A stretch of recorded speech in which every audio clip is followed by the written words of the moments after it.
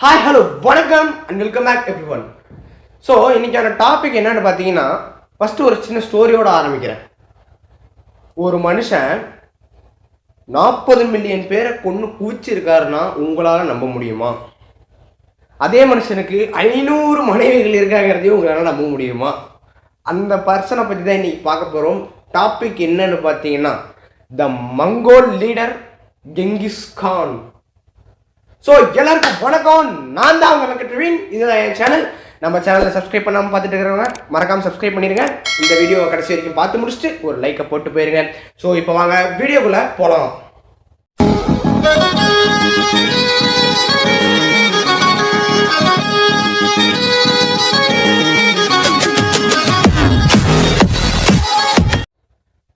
First 1162ஆம் ஆண்டில் Mongolia அப்படிங்கிற ஒரு இடத்துல நாடோடிகள் தான் நிறைய இருக்காங்க.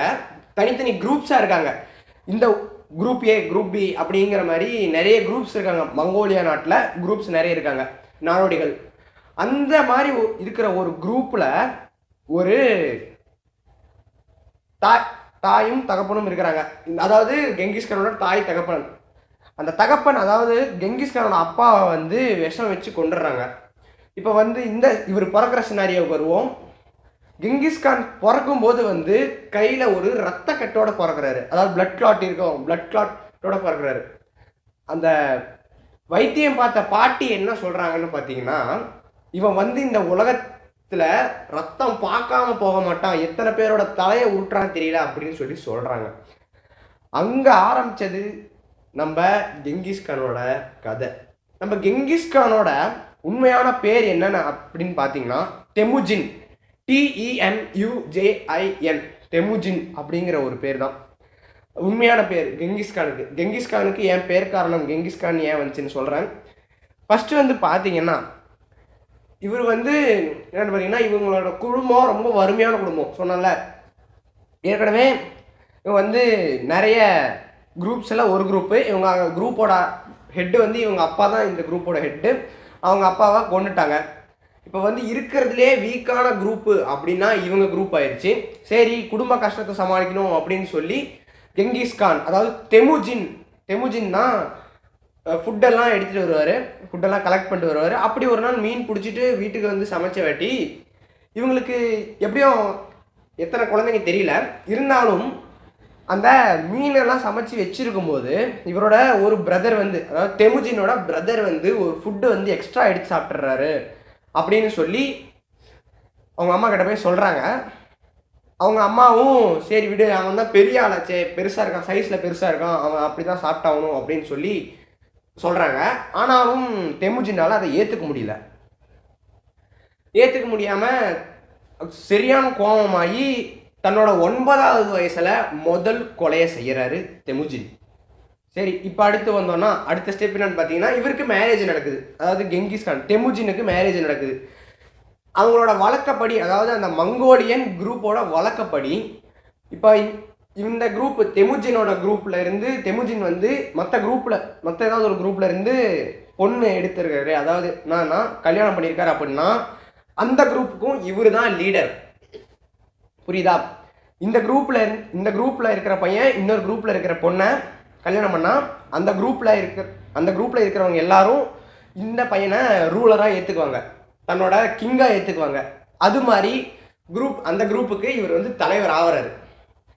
அப்புறமேட்டு நாட்கள் செல்ல தானும் தன்னோட இன்னொரு பிரதரும் சேர்ந்து இந்த மொத்த மங்கோலியாவையே ஆக்கிரமிக்கணும் அப்படின்னு சொல்லி களத்தில் இறங்கி விளையாடுறாங்க, அதாவது போர் செய்கிறாங்க.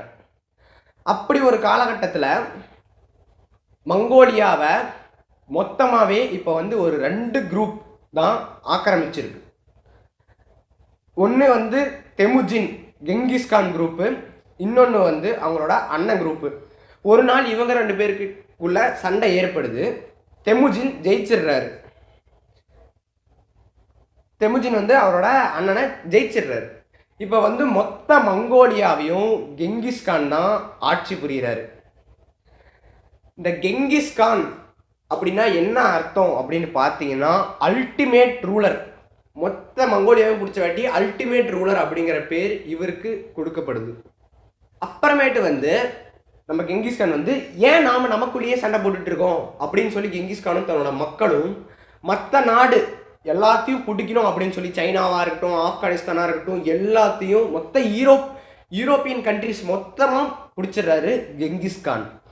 அப்படி பிடிச்சவர் ஒரு இடத்துல இருந்து இன்னொரு இடத்துக்கு தூது அனுப்பணும் இல்லையா, இவர் தான் ஒரு பிளான் போட்டு போஸ்டல் சிஸ்டமை ரெடி பண்ணுறாரு. அதாவது ஒரு குறிப்பிட்ட டிஸ்டன்ஸுக்கு அப்புறம் குதிரைகளை நிற்க வச்சு தூதுவர்கள் தெரியல, அந்த காலத்தில் தூதுவர்கள் இருப்பாங்க, அந்த மாதிரி குதிரையில் போஸ்டல் சிஸ்டம் மாதிரி வச்சு அனுப்புகிறாங்க, தூது அனுப்புகிறாங்க, அதாவது போஸ்ட் அனுப்புகிறாங்க. ஒரு இந்த நாட்டில் இவர் தெமுஜின் வந்து அதாவது கெங்கிஸ்கான் வந்து இந்த நாட்டில் உட்காந்துருக்காருன்னா இங்கே இருக்கிற நாட்டுக்கு அவர் வந்து தூது அனுப்பணும்னா நடுவில் இருக்கிற ஹார்ஸ் ரைடர்ஸ் எல்லாரும் ஒரு மெசேஜாக பாஸ் பண்ணிகிட்டே இருப்பாங்க. அதுதான் அந்த போஸ்டல் சிஸ்டம். அந்த காலத்துலேயே அவர் போஸ்டல் சிஸ்டத்தை கண்டுபிடிச்சிட்டாரு. அதுக்கப்புறம் டர்க்கிக்கு ஒரு தூது அனுப்புகிறாரு, சரண்டராக இல்லை செத்து போ அப்படின்னு சொல்லி ஒரு தூது அனுப்புகிறாரு அந்த நாட்டுக்கு. அந்த நாட்டோட கிங் என்ன பண்ணிடுறாரு அப்படின்னு பார்த்தாங்கன்னா, இந்த தூது கொண்டு போகிறார் இல்லையா, ஒரு போஸ்ட்மேன் மாதிரி இருக்கார் இல்லையா, அந்த தூது கொண்டு போகிற போஸ்ட்மேன் வந்து பிடிச்சி கொன்னுடுறாங்க. அந்த டர்க்கிஷ் கிங் வந்து கொன்னுடுறாங்க. இதை பார்த்து காண்டான கெங்கிஸ்கான் என்ன பண்ணுறாரு அப்படின்னு பார்த்தீங்கன்னா, நான் உங்க கூட இனி சண்டை போட தயாராக இல்லை அப்படின்னு சொல்லி அந்த அந்த டர்க்கிஷ் கிங்கோட கண்ட்ரி ஃபுல்லாக நெருப்பை கொளுத்தி விட்டுறாரு. கிட்டத்தட்ட 1 மில்லியன் பீப்புளாவது அங்கே செத்து போயிருப்பாங்க அப்படின்னு சொல்லி சொல்கிறாங்க. யோசிச்சு பாருங்க, ஒரே ஒரு தூதனை கொன்னதுக்கே கெங்கிஸ்கான் வந்து 1 மில்லியன் பீப்புள் ஆஃப் த கண்ட்ரியை மொத்தமாக எரிச்சு கொண்டிருக்காரு. அவ்வளோ கொடூரமான முறை யூஸ் பண்ணியிருக்காரு. இது கூட பரவாயில்ல, இன்னும் பெரிய ஒரு கொடூரமான, உலகத்திலே கொடூரமான முறை அப்படின்னு சொல்லப்படுற ஒரு தண்டனை விதத்தை கையாண்டிருக்காரு. என்னென்னு பார்த்தீங்கன்னா, மங்கோலியன் கிங்ஸ்குள்ளே ஒரு ரூல் இருக்குது. என்னென்னு பார்த்தீங்கன்னா, மங்கோலியன் கிங்கோட பிளட்டு வந்து தரையில் சிந்தக்கூடாது அப்படின்னு சொல்லி ஒரு ரூல் இருக்குது. அதை கடைபிடிக்கிற விதமாக மற்ற கிங் இப்போ வந்து சரண்டர் ஆகலைன்னா இப்போ வந்து போர் தொடுக்க தயாராக இருப்பாங்க. போர் தொடுக்கும் போது போய் அவங்கள பிடிச்சிட்டு வந்து மொத்தமாக நாட்டை கேப்சர் பண்ணிவிட்டு கிங்ஸை பிடிச்சிட்டு வந்து இந்த டப் இருக்குல்ல, ஹாட் டப்புன்னு சொல்லுவோம், அது மாதிரி ஒரு பெரிய பாத்திரத்தை எடுத்துக்கிட்டு, இரும்பு பாத்திரத்தை எடுத்துக்கிட்டு நெருப்பு கொளுத்துக்கிட்டு தண்ணி ஊற்றி அந்த கிங்கை, அந்த எதிரி நாட்டோட கிங்கை அந்த சுட தண்ணிக்குள்ளே போட்டுருவாங்க. இதுதான் இருக்கிறதுலையே பெரிய தண்டனையாக கருதப்படுது, கொடூரமான முறையான தண்டனையாக கருதப்படுது. யோசிச்சு பாரு, அங்கே கிங்கு, அங்கே உள்ளார உட்காந்துட்டு இருக்கிற கிங்கு எவ்வளோ ஒரு கொடூரமான ஃபீலிங் ஏற்பட்டிருக்கும் அவருக்கு. ஹாட் வாட்டரில் தண்ணி கொதிக்க அங்கே தண்ணிக்குள்ளே உட்காந்துட்டு இருக்கணும். ஏன்னா because of that one rule, அந்த மங்கோலியன் கிங்ஸோட ரூலாக மட்டும் ரத்தமே தரையில் சிந்தாமல் மொத்தமாக நீ சாவ போகிற அப்படின்னு சொல்லி இந்த மாதிரியான ஒரு முறையை கையாண்டிருக்காரு கெங்கிஸ்கான். இதுதான் இருக்கிறதுலே கொடூரமான முறையாக சொல்லப்படுது. அடுத்து என்னன்னு பார்த்தீங்கன்னா, he has 500 wives. ஏன் 500+ wives, ஏன் 500க்கு மேற்பட்ட மனைவிகள் இருக்காங்க அப்படின்னு பார்த்தீங்கன்னா, நான் சொன்னலையா ஃபஸ்ட்டு பாயிண்ட்டே நான் அதான் சொல்லியிருக்கேன். அதாவது 9 இயர்ஸ் ஓல்டுக்கு அப்புறம் 9வது வயசில் தன்னோட அண்ணனை கொண்டாரு. அதுக்கப்புறம் கல்யாணம் ஆச்சு. கல்யாணம் ஆகும்போது மற்ற அனதர் குரூப்பில் இருக்கிறவங்க வந்து இவங்களை லீடராக ஏற்றுக்கோங்க அப்படின்னு சொன்னோம் இல்லையா. அதாவது இவருக்கு கல்யாணம் ஆயிடுச்சு, அந்த பொண்ணோட குரூப் வந்து இவரை லீடராக ஏற்றுக்குவாங்க. அந்த மாதிரி தன்னால் தோக்கடிக்க முடியாது அப்படின்னு நினச்ச குரூப்பில் இருக்கிற பெண்களை தான் திருமணம் செஞ்சுட்டு அந்த குரூப்பை தன்னோட இணைச்சிக்கிட்டாரு கெங்கிஸ்கான். அதுக்கப்புறம் இன்னொரு சின்ன போர் நடந்துட்டு இருக்கும்போது தன்னையே ஒருத்தர் வந்து அம்பு விடுவாங்க தெரியுமா, அதில் வந்து கெங்கிஸ்கானையே ஒருத்தர் தாக்கிடுறாரு. இதை பார்த்த கெங்கிஸ்கான் கோபம் அடைஞ்சு அவரை கொல்லலை. அதுக்கு பதிலாக என்ன பண்ணியிருக்காருன்னு பார்த்தீங்கன்னா, கூட்டு அவர் குரூப்லேயே ஜாயின் பண்ண சொல்லியிருக்காரு. ஏன்னா இவ்வளோ ஒரு திறமை வாய்ந்த மனிதன் என் குரூப்பில் இருந்தால் எனக்கு ரொம்ப சப்போர்ட்டாக இருக்கும் அப்படின்னு சொல்லி கெங்கிஸ்கான் கூட்டு ஜாயின் பண்ண சொல்லியிருக்காரு. அவர் வந்து என்னன்னா டேலண்ட்டை வேஸ்ட் பண்ணக்கூடாது அப்படின்னு சொல்லி யோசிச்சிருக்காரு. அந்த நிலமையில அவரை வந்து அந்த தன்னோட குரூப்புக்கே சேர்த்துக்கிட்டாரு. அதுக்கு அடுத்து என்னன்னு பார்த்தீங்கன்னா, இப்போ மற்ற நாடு எல்லாத்தையும் கான்குவர் பண்ணிட்டு இருக்கும்போது அங்கே நிறைய ரிலீஜியன்ஸ் ஃபாலோ பண்ணிட்டு இருப்பாங்க. சைனானா புத்திசம் இருக்கும், ஆப்கானிஸ்தான் கஜகிஸ்தான் அப்படின்னா முஸ்லீம்ஸ் இருப்பாங்க. அது மாதிரியான ரிலீஜியன்ஸ் எல்லாம் இருக்கும். அந்த ரிலீஜியன்ஸ் எதையும் டிஸ்டர்ப் பண்ணாமல் நீங்கள் எந்த ரிலீஜியன்ஸ் வேணால் ஃபாலோ பண்ணுங்க அப்படின்னு சொல்லி விட்டுட்டு இவர் வந்து ரிலீஜியஸ் பர்சனாக இவங்க இருந்திருக்காங்க. இருந்தாலும் எந்த ஒரு ரிலீஜியனையும் டாலரேட் பண்ணாமல், அதாவது எந்த ஒரு ரிலீஜியஸ் டிஸ்கிரிமினேஷனும் இல்லாமல் தன்னோட ஆட்சியை விரிவுபடுத்தியிருக்காரு கெங்கிஸ் கான். இந்த வீடியோவோட கடைசிக்கு வந்துட்டோம். அதாவது கெங்கிஸ் கான் எப்படி இறந்தாரு அப்படின்னு சொல்லி தியரிஸ் மட்டும்தான் இருக்கு.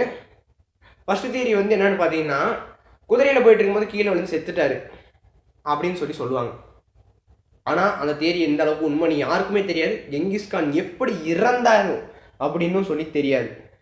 இந்த கெங்கிஸ் கான் என்ன பண்ணுவார்னு பார்த்தீங்கன்னா, ஷீல்டு போட மாட்டார். அதாவது போரில் இருக்கும்போது இரும்பு கவசங்கள் இருக்கு இல்லையா, இரும்பு கவசங்கள் போட மாட்டார். தன்னோட படை குழுவினரையும் போட விட மாட்டார்.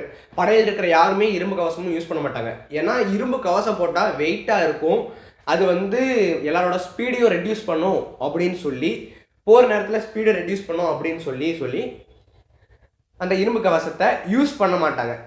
இவங்க வந்து மற்ற நாட்டோட மக்களையே தன்னோட ஷீல்டாக யூஸ் பண்ணுவாங்க.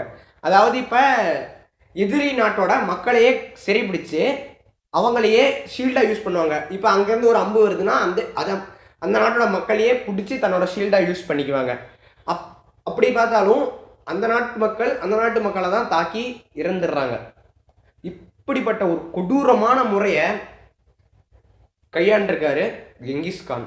அதனால தான் இவர் மங்கோல் லீடர் கெங்கிஸ் கான் அப்படின்னு சொல்கிறாங்க. கெங்கிஸ் கானுக்கு மீனிங் த அல்டிமேட் ரூலர்.